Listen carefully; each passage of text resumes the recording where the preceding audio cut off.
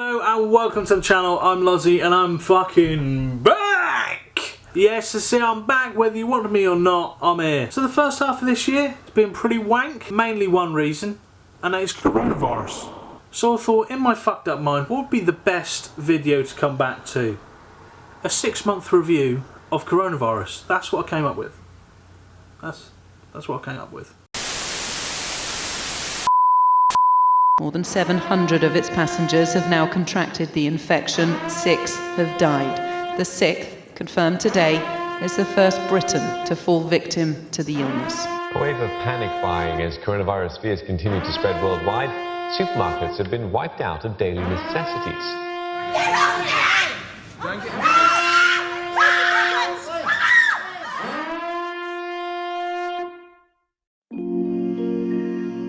December. Oh, Christmas is just finished. You're thinking, oh, what a year, what a shit year. Could it get any worse? Maybe. And just before you can contemplate it getting any worse, the Chinese authorities alert the World Health Organization, which I will be calling WHO from now on, because there's no way I'm fucking saying World Health Organization every time I'm referencing the World Health Organization. Anyway, Chinese authorities alert WHO about a new strain of virus that would be later go on to be called coronavirus. But for now, it was being called the Wuhan virus, which is where the virus originated from in China. Wuhan sounds like one of those really kind of, obscure, shitty characters on Tekken you never picked. Anyway, it's thought that the virus originated from a meat market or a series of meat markets in Wuhan. And from the images that I've seen over the news about Wuhan, it's really hard to see why. Now January, the new year is hit, it's officially here, 2020 is upon us. Just to make your new year even better, they announced the first death in China of the coronavirus and confirm that it is human to human transferable, which is delightful. Now in China, the first steps they take are to close down most public places, your cinemas, your tourist areas. They closed them to try and curb the spread of the virus. This led our government in the UK to call their first emergency meeting about COVID-19 or coronavirus. This meeting would be held as a Cobra meeting. Now I know you're thinking, Cobra? That sounds fucking sick. That sounds like some superhero task force running about with akimbo fucking machetes, cutting people down, smashing this virus to fuck. Turns out it's an acronym. I don't think there's anything less superhero-like than an acronym. Apparently it stands for Cabinet Office Briefing Room A. It's the room where they held the fucking meeting. Well anyway, that's where the meeting was going to take place, and it took place alright, okay? Because we sent one of our top guys to go and, be attending this fucking meeting. Matt Hancock. Now he's not the Prime Minister. Boris must have been sizing up the next fridge to go and hide in. But anyway, at the end of the meeting, Matt Hancock addressed the media and described the threat to the UK as low. And by the end of January, we registered our first cases of coronavirus. Now February, you're thinking, okay, we're fully in this year now. We are in the shit. There's no going back anymore. January, you're thinking, cool, can we have a few days back? In February, you're in the shit, you're in the trenches. Anyway, the WHO officially named the virus as COVID-19, and to be honest, in the UK, there's no fucks given. Everything carries on as normal, no one gives a fuck. What do you mean? That virus is in China, how's it gonna go over here? It's got to cross the sea and that. Don't be a twat. Later on in February, the first British national is confirmed to have died from COVID-19 upon the Diamond cruise ship in Japan. Japan is basically the same as China, isn't it? I mean, they're basically the same. Moving into March now, it's getting fucking spicy. It's getting better. It's getting so much better. In early March, it's confirmed the first person in the UK has died of coronavirus. According to the WHO chief, sounds a bit weird that, doesn't it? Sounds a bit funny. Whimsical. I don't think I've ever said whimsical in one of my videos before. Anyway, serious topic. Anyway, the WHO chief now confirms that the world has a coronavirus epidemic situation on their hands. Now across the pond with our neighbours, with the King What's-It leader they call Trump, he announces a blanket ban on travellers and tourism from Europe weirdly excluding UK and Ireland. Would have been handy surely to give them like an atlas or a map to read before announcing that travel ban, but then again most of his books are probably pop-ups. Back in the UK, mid-March, schools, restaurants, pubs and nurseries are told they should probably close. Crucially, probably close. Not forced to close, because then that would have allowed businesses to claim loss of earnings on their business insurance. Big old Boris hitting a fucking home run there for the big wigs of the insurance companies. The prick. Then comes the big one. Boris is getting a hard on. And here he is in disguise as a competent human being describing the lockdown. From this evening, I must give the British people a very simple instruction. You must stay at home. Right, people, listen up. It's a fucking lockdown. April started off pretty well if you like the monarchy, and not so well if you don't like the monarchy, because the Queen gave a speech, and in that speech she said this virus will not define us as a country. Presumably like that interview didn't define Prince Andrew as a nonce. I bet Pizza Express are missing his business. In a rather unfortunate turn of events, our good leader and king of the albinos, Boris Johnson, is confirmed to have contracted COVID-19. Now, the reaction to this news in the UK was mixed. You obviously had the people who want to barge into the hospital, go straight for the ward, get to the bed where he's actually laying down, cough on him a few times, maybe give it a couple of gobs, do you know what I mean? Finish the job. Others were a bit more reasonable, let him rest for a while and recuperate to a point where he could take abuse. And that was just about after he come out of critical care. April was also a smashing month for the NHS. It turned out they had no PPE or safety equipment to deal with the coronavirus. I guess for people who were dealing with exclusively patients who have COVID-19 every day, it might become essential for them at some point to have protective clothing and safety measures put in place. At some point. Doesn't have to be immediately. At some point. You find yourself just in despair. I mean, there are loads of tutorials on YouTube on how to make your own face mask. Lazy fucks.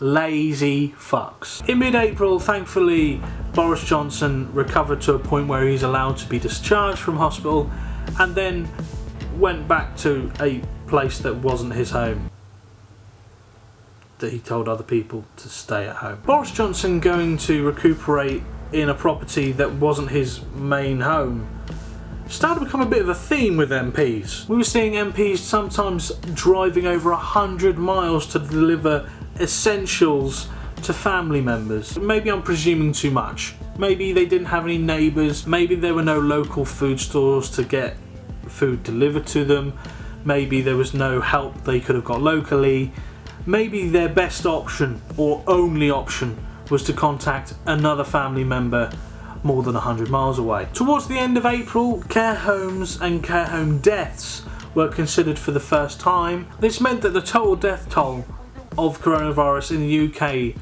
was above 26,000. It does take a bit of thinking, a bit of, brainstorming to try and figure out why people who were not only in their age bracket but in the same community as each other, in perfect conditions for that virus to spread in their community, why it wasn't considered that would have been a high risk group and probably calculated from the start into the national death toll. Almost as if they were forgotten or something. I mean, that wouldn't have happened, would it?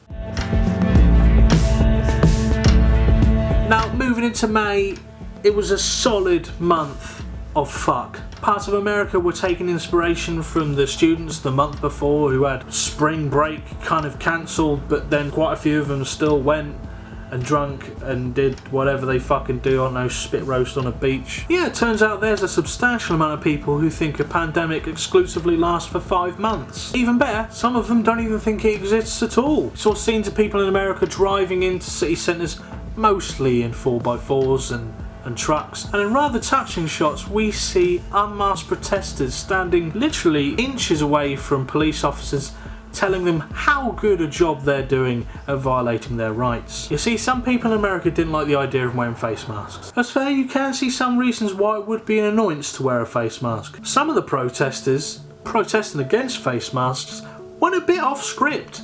and wore face masks. You can't really describe the level of irony one has to reach in favouring wearing a mask because of anonymity over wearing a face mask because of safety guidelines and a virus pandemic. When it really started to spice up though was when gun-carrying Trump supporters turned up to official department buildings like police stations and built up areas looking really sad. There are several reasons why they're probably sad. The mask thing was probably annoying, but the big one was probably that there wasn't enough people to shoot on the streets as there was before. The hysteria didn't escape the UK as some of our country's finest COVID deniers decided to take action in what they thought was the true enemy, a technology literally not linked to COVID whatsoever. Some of the UK's population, who I like to describe as fucked in the head or off their fucking nut, decided to take out their displeasure at the COVID-19 situation on 5G. We saw multiple instances across the UK of 5G telephone masts being smashed up, set on fire. Don't worry though, don't worry, because Keith on Facebook, who shares all the racist posts he can find, has no telecommunications knowledge at all, and watches nothing exclusively the pedo hunters, he's got the answer. It's your fucking mobile data, you cunt. The only proof they really ever offer is circumstantial at best. To put it into perspective for you, imagine this. COVID-19 is here. 5G technology is here. Those two things have been created or exist in around about the same time period. That is your evidence for 5G being the cause of COVID-19. To be fair to Keith, looking through some of these Twitter feeds and Instagram feeds, I'm surprised there's no medical link to the big C.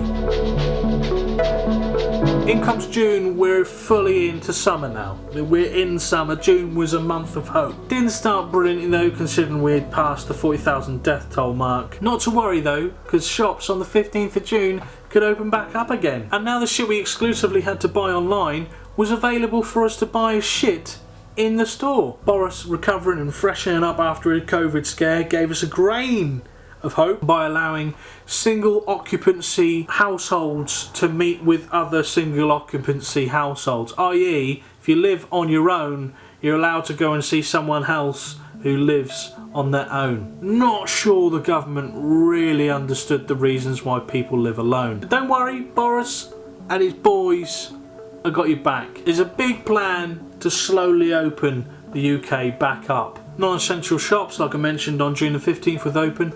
Later on there'd be things like zoos and eventually pubs and restaurants and cinemas. This allowed the public to ignore the social distancing rules in more places than ever before. But Buzz British only focused on one thing out of that whole reveal. When are you opening the fucking boozers? Boris Johnson said, upon good behaviour, sticking to the rules that we implemented social distance wise, we would eventually open up your local boozer. Yeah, that's right, pubs will be back open.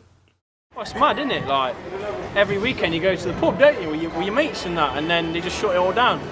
It's like, well, what's that about? 6 months is a bit of a long time to not go to a pub. For us English person especially, we all live for the pubs, I believe. Mr. Speaker, I can tell the House that we will also reopen restaurants and pubs.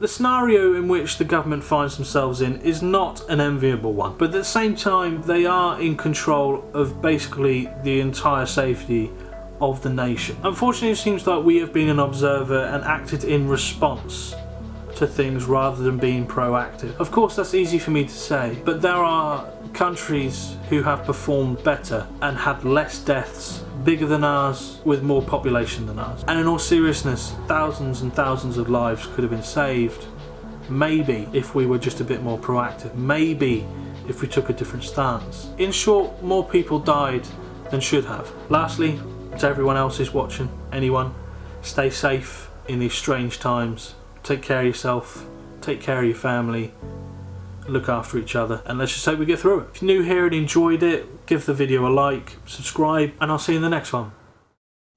Thanks for watching, and just before you go, I just want to let you know that I've started, along with Jordan, Duty Rhino, Dan and Jimmy from Hobo Jack, our own podcast called Allegedly, Possibly, Maybe. It's been in the works for a long time. We've all put so much into it. So if you're interested in podcasts at all, go and check us out. We've got the YouTube channel, all named Allegedly, Possibly, Maybe. You can catch us on Spotify, on Amazon Podcasts, Apple Podcasts, all the places you normally get podcasts. Thanks for watching, and I'll see you in the next one. Bye bye for now.